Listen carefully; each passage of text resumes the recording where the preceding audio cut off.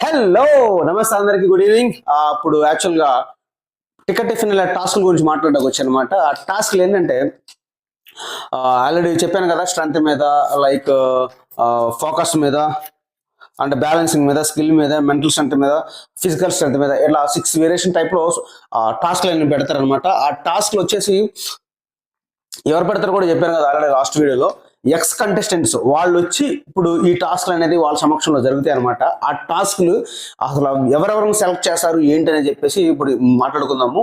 So ఇప్పుడు కంటెస్టెంట్ని select చేసుకోవాలి. So ఈ కంటెస్టెంట్ని ఎలా సెలెక్ట్ చేసుకోవాలి అనేది కనుక తెలుసుకోవాలంటే కనుక మనం వీడియో చూడాలి. సో ఇప్పుడు 4 మెంబర్స్ అయితే సెలెక్ట్ చేసుకున్నారు. అవి వాళ్ళు ఎవరంటే టేస్ట్ తేజ, రోహిణి, గౌతమ్, విష్ణుప్రియ. సో ఈ నలుగురిని సెలెక్ట్ చేసుకున్నారు. బట్ వీళ్ళని ఎలా సెలెక్ట్ చేసుకున్నారు అనేది అంటే క్లారిటీ లేదు, మనం వీడియో చూస్తే తెలుస్తుంది.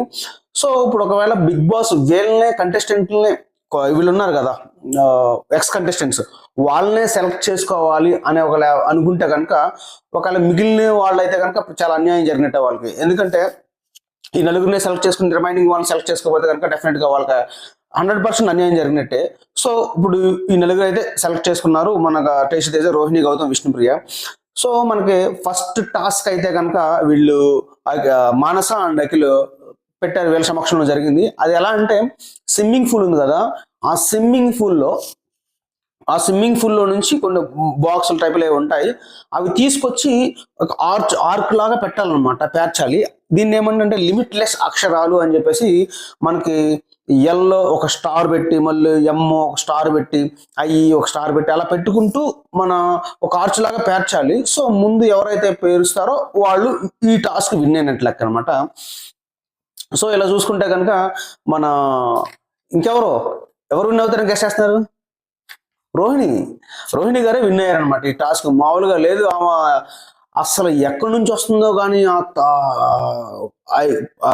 మైండ్ పవర్ అండ్ ఆ విల్, ఇది ఉంటుంది కదా, కాన్ఫిడెంట్ లెవెల్స్.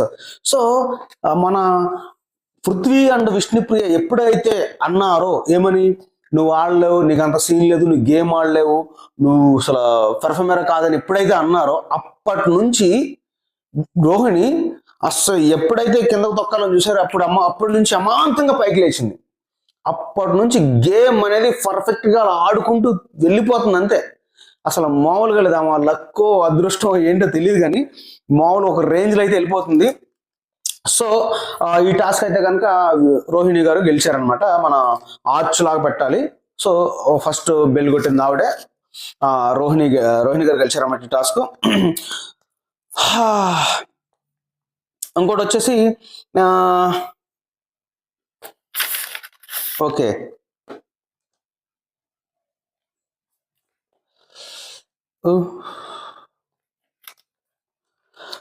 సో ఇంకోటి వచ్చి బిగ్ బాస్ తీసుకునే డిసిషన్ అయితే నాకు నచ్చల. ఎందుకంటే వీక్ మొత్తం టాస్క్లు ఆడి, దేనికోసం అంటున్నాను అంటే క్వశ్చన్, మన నలుగురిని సెలెక్ట్ చేసుకోవాలన్నాను కదా, సో ఆ విషయంలో అంటున్నాను అనమాట. సో ఈ నలుగురిని సెలెక్ట్ చేసిన విషయంలో బిగ్ బాస్ వాళ్ళ డిసిషన్ ఇది ఇచ్చాడు అనుకో, మానసిక అఖిల్కి మాత్రమే ఇచ్చాడు అనుకో, సో ఇది ఇంతవరకు కష్టపడి ఆడుకుని వచ్చింది అయితే కనుక వేస్ట్ అయిపోతాం వాళ్ళు. సో ఇదైతే కరెక్ట్ కాదు బిగ్ బాస్ డిసిషన్ అయితే కనుక. సో చూద్దాం, ఈ ఎపిసోడ్ చూస్తే కనుక మనకు అర్థమవుతుంది. సో ఇది జరిగింది. నెక్స్ట్ వచ్చేసి మనకి సెకండ్ టాస్క్ అనమాట. సెకండ్ టాస్క్ వచ్చి బ్యాలెన్సింగ్ టాస్క్. సో ఈ బ్యాలెన్సింగ్ టాస్క్ లో కూడా మొత్తం అందరిలో కూడా మళ్ళీ మన శివంగివే అన్నట్లుగా మన రోహిణి గారే మళ్ళీ ఈ టాస్క్ లో కూడా రోహిణి గారే విన్ అవుతారనమాట. మామూలుగా కాదు. అంటే ఫస్ట్ ఈ సెకండ్ వచ్చిన ప్రోమో చూసుకుంటే కనుక మన అదేంటి గౌతమ్ విన్ అన్నట్లు చూపిస్తాము, కానీ కొంచెం స్లో మోషన్ లో పెట్టి చూస్తే కనుక దాన్ని ఆ ప్రోమోని ముందు బెల్ పెట్టి ప్రెస్ చేసింది మాత్రం రోహిణి. సో అది క్లియర్ గా తెలిసింది, ఫాస్ట్ వెళ్ళిపోయింది, జస్ట్ ఫ్రాక్షన్ ఆఫ్ సెకండ్ వెళ్ళిపోయింది ఆ ప్రోమోలో. బట్ చూసుకుంటే కనుక ఫస్ట్ బెల్ కొట్టింది మాత్రం రోహిణి. సో ఈ 2 టాస్కులు రోహిణి విన్ అవుతుంది అనమాట. సో ఇలా చూసుకుంటే కనుక ఫస్ట్ ఇంకో ఈ 2 టాస్క్ రోహిణి విన్ అయింది. ఇంకో థర్డ్ టాస్క్ ఉందనమాట. ఆ థర్డ్ టాస్క్ గురించి చెప్పే ముందర ఈ 2 టాస్కుల్లో రోహిణి విన్ అయింది, రిమైనింగ్ లాస్ట్ లో వచ్చింది మాత్రం మన విష్ణుప్రియ. అంటే ఫస్ట్ రోహిణి, సెకండ్ మన Gautam, third tasty Teja, fourth వచ్చేసి విష్ణుప్రియ.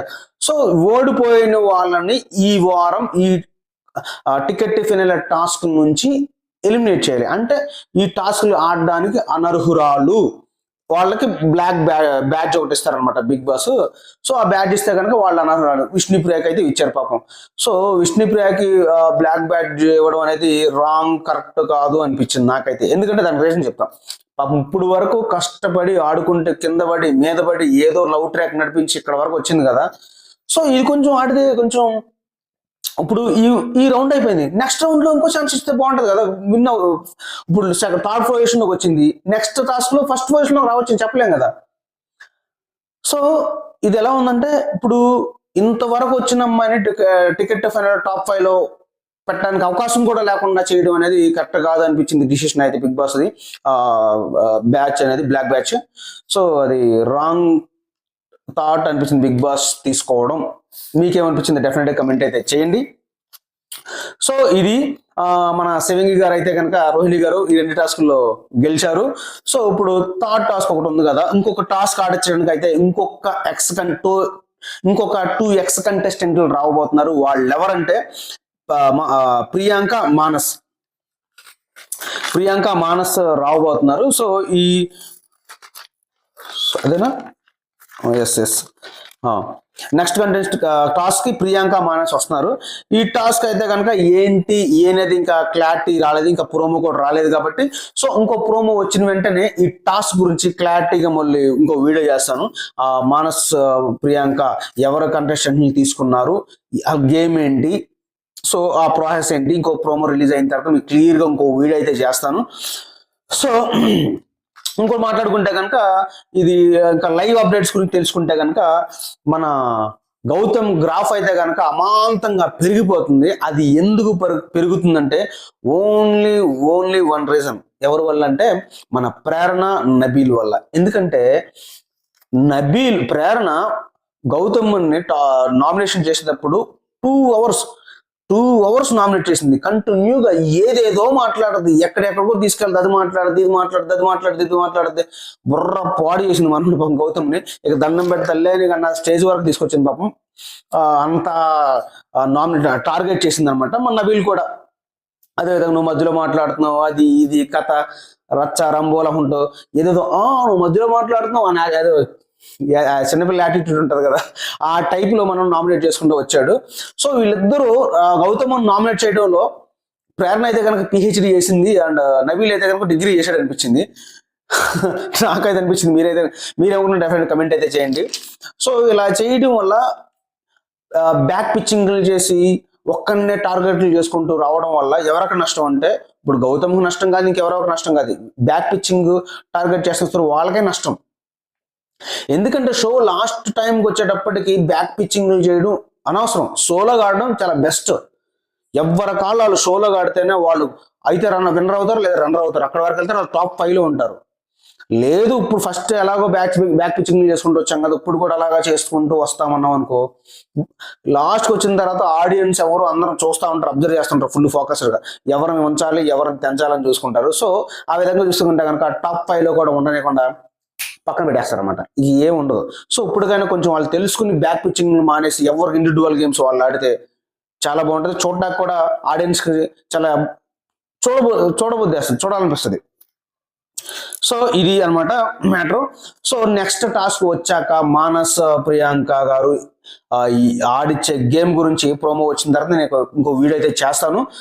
సో అప్పటిదాకా ప్లీజ్ నా ఛానల్ ఎవరైతే ప్లీజ్ సబ్స్క్రైబ్ చేసుకోలేదు, కొత్తగా వస్తే కనుక సబ్స్క్రైబ్ చేసుకోండి. అదేవిధంగా చూసిన ప్రతి ఒక్కరు కూడా లైక్ బటన్ అయితే ప్రెస్ చేయండి. తప్పుగా అనుకోవద్దు. ఎందుకు లైక్ బటన్ ప్రెస్ చేయమంటున్నానంటే అడగంది అమ్మాయి అన్నం పెట్టడం అంటారు కదా, సో అలాగే అడుక్కుంటే మీరు లైక్ మర్చిపోవచ్చు, అలా చూసిన తర్వాత ఇలా వెళ్ళిపోవచ్చు.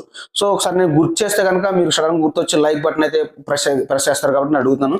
సో ప్రతి ఒక్కరు కూడా లైక్ బటన్ ప్రెస్ చేసి కమెంట్ అయితే చేయండి. Thank you so much. ఉంటాను. జై హింద్.